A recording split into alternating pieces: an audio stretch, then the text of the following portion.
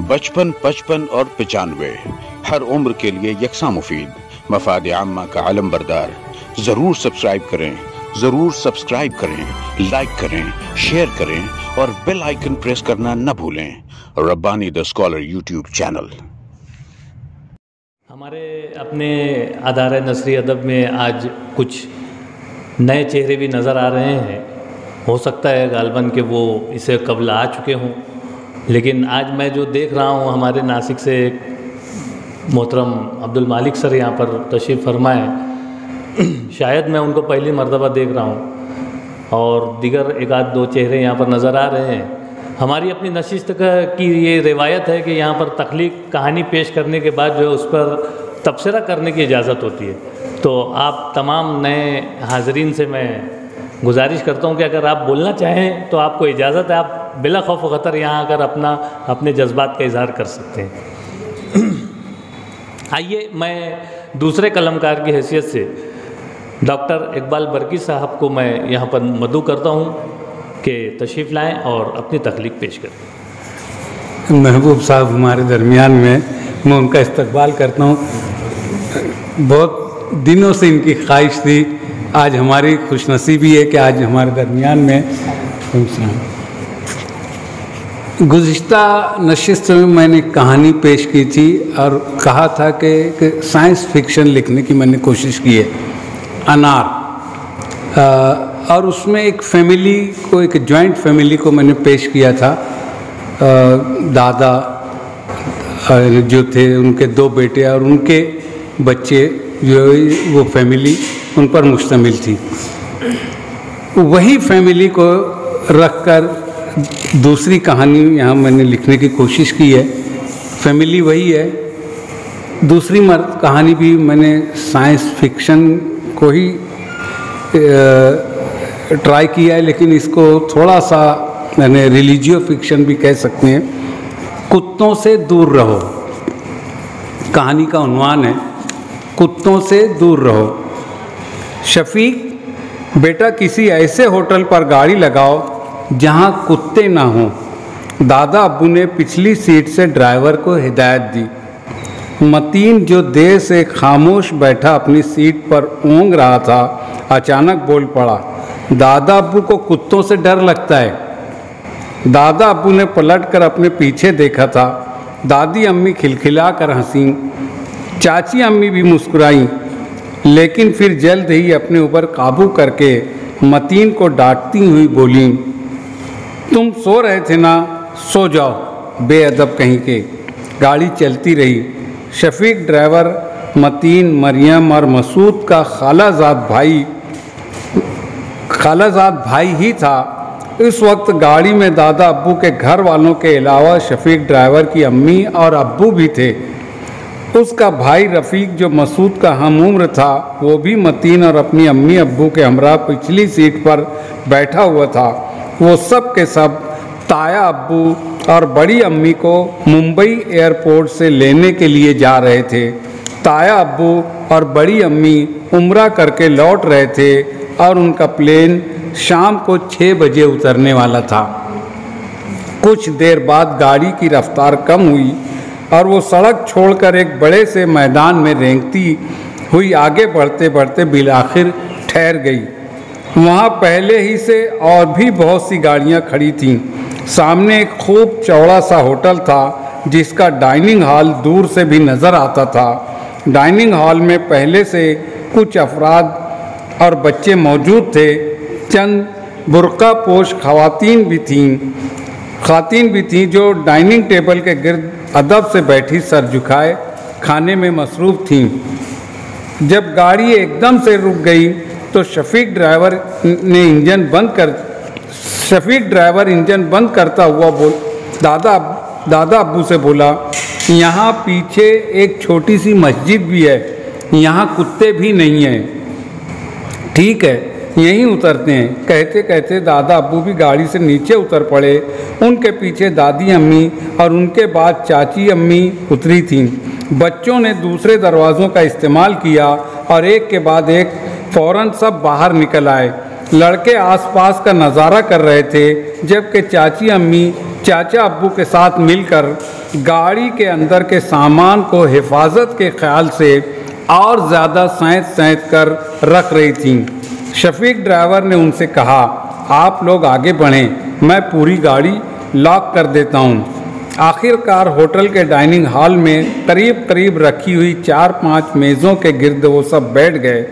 दादाजी ने गर्दन घुमा घुमा कर सबको देखा। उसके बाद बोले, शफीक कहाँ रह गया, वो भी कुछ खा पी लेता।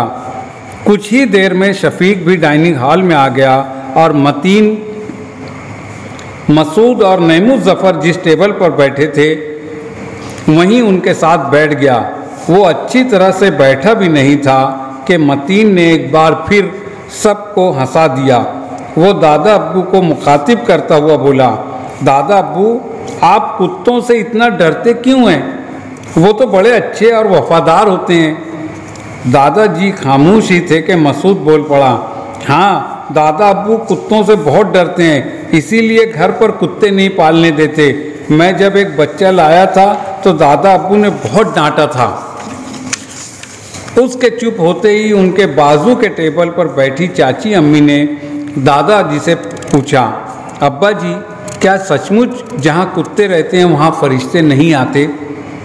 बिल्कुल, देखो, जो फरमान खुदा और फरमान नबी है वो हमें समझ में आए या ना आए, इस पर हमें दिलो जान से यकीन होना चाहिए।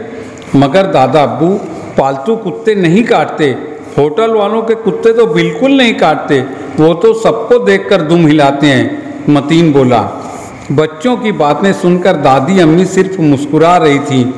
वो जो बोलने लगता था उसे देखने लगती थी, इसलिए बार बार पहलू बदल रही थी।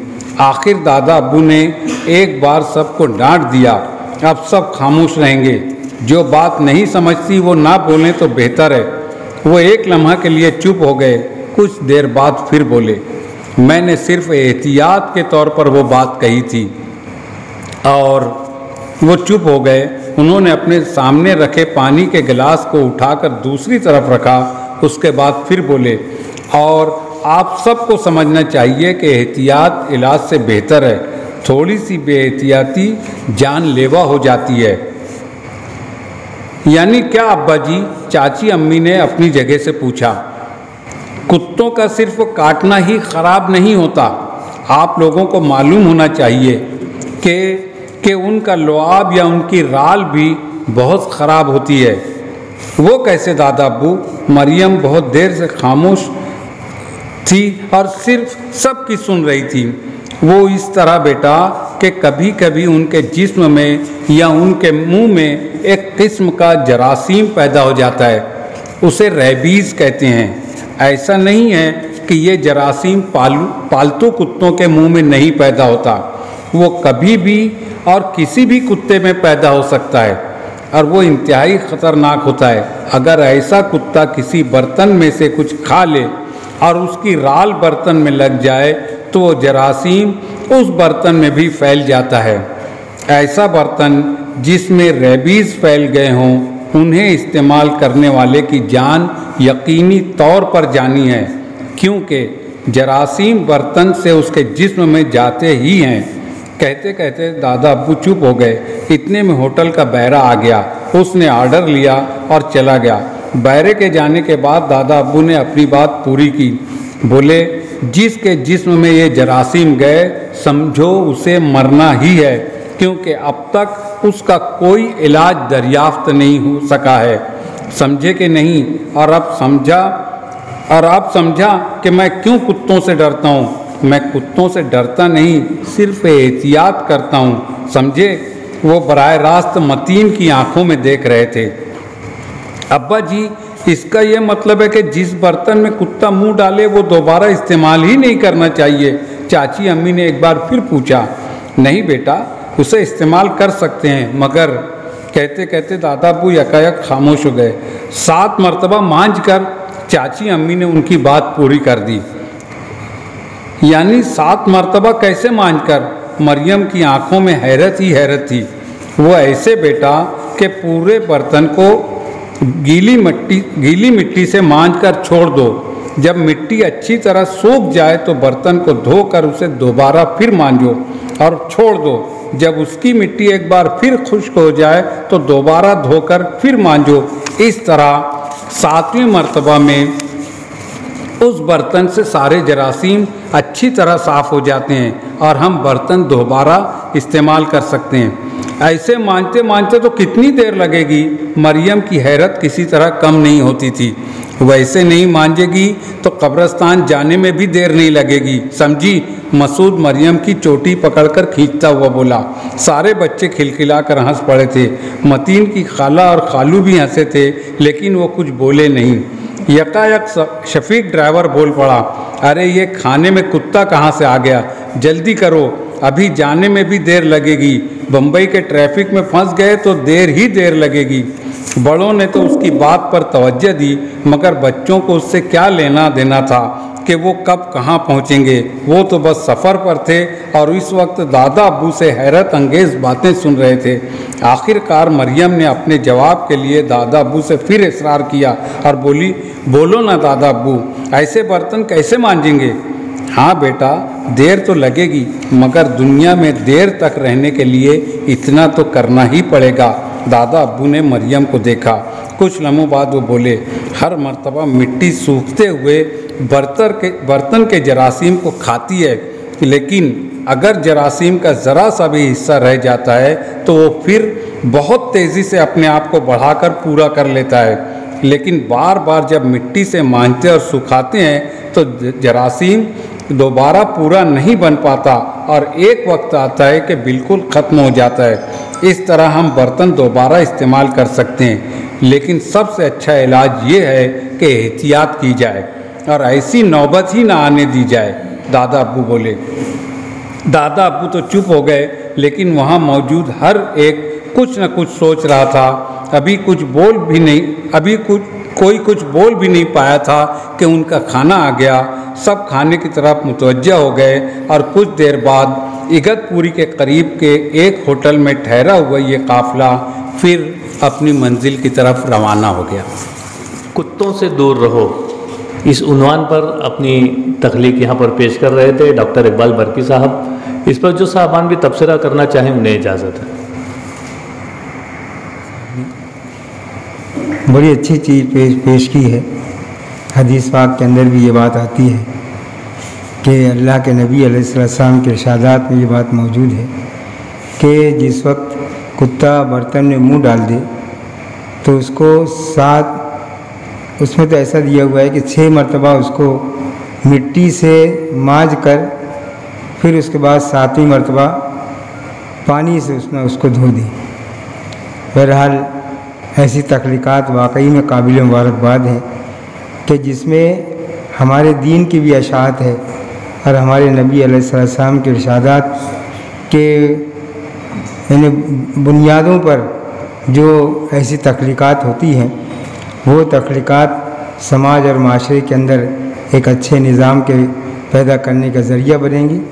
मैं इकबाल बरकी साहब को मुबारकबाद देता हूँ कि वाकई में ऐसी तख्लीक़ात, और उम्मीद भी करता हूँ कि माशाअल्लाह ऐसी तख्लीक़ात आप मज़ीद पेश करने की कोशिश करेंगे। बरसबील तज़किरा मुझसे लोग मुतालबा करते हैं समाज से कहानियाँ उठाया करो। ये भी मुतालबा करते हैं कि यार साइंटिफिक कुछ होना चाहिए। अब वो मेरा जहन जिस तरफ काम करता है मैं ज़रा सा उसमें कमज़ोर पड़ता हूँ जो मुतालबा किया जाता है, लेकिन मुझको इसका इत्मीनान रहता है कि कुछ लोग ऐसे हैं मौजूद जो समाजी कहानियाँ, साइंटिफिक नुक्ते नज़र रखने वाली कहानियाँ लिखते हैं। उसकी भी समाज को ज़रूरत है और उस ज़रूरत को बरकी सर जैसे लोग पूरी करते हैं।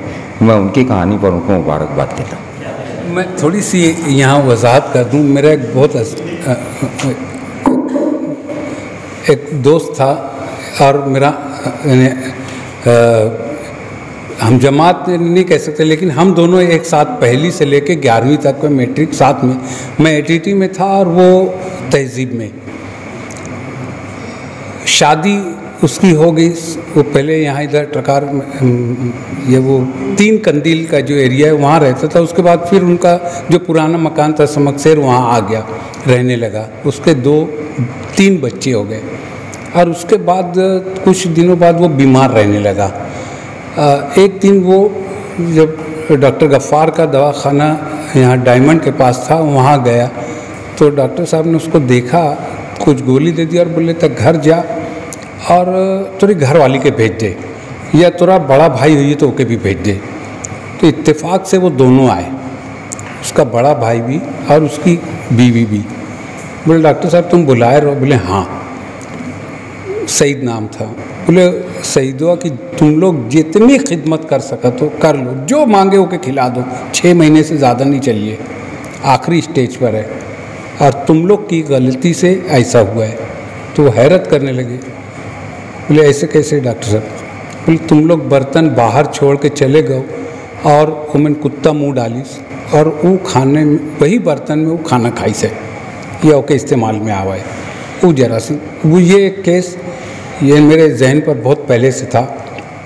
दूसरा भी मैं कुछ दिन पहले BBC हिंदी का सेक्शन सुन रहा था, उसकी जो रिपोर्ट थी उसमें उन्होंने ये तमाम चीज़ें दी थी और एक हैरत अंगेज़ चीज़ उसमें मुझको मालूम हुई थी कि कुत्ता जब बहुत इन्हें दौड़ता और भागता या जब भी उसको गर्मी होती है तो उसके जिस्म से पसीना नहीं निकलता, पसीना सिर्फ उसके पंजों से निकलता है।